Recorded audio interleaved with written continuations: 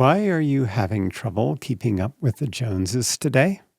Well, I have news for you. The Joneses are having trouble keeping up too.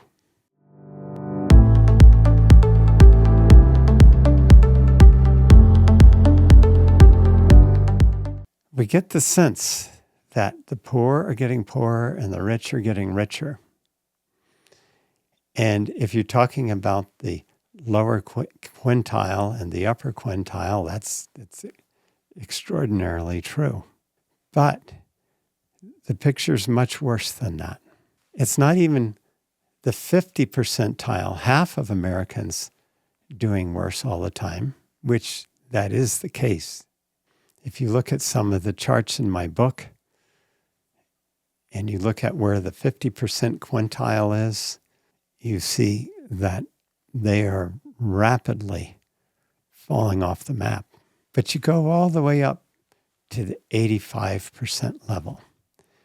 Everybody at 85% and lower is falling behind today.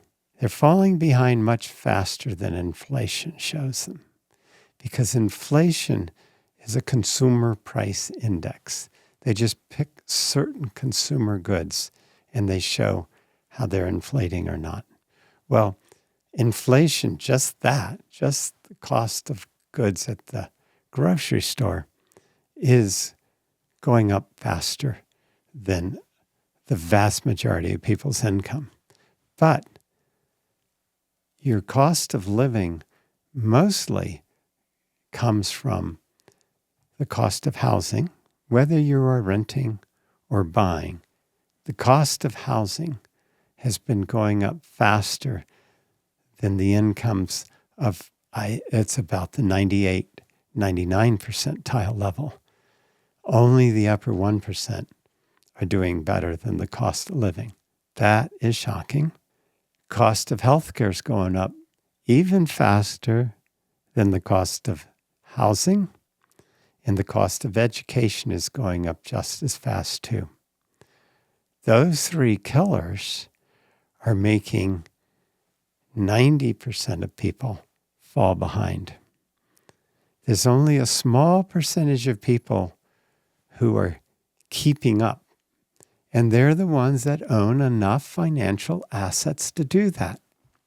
What was really shocking when I prepared the graph is that the upper 1 percentile, they're really doing well. And then I thought, where would the wealthiest people in our nation fit?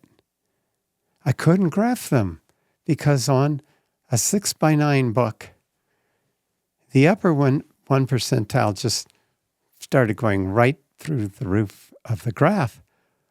But the wealthiest people would have been a line 1/4 of a mile higher than the book. That's why you're having trouble keeping up with the Joneses.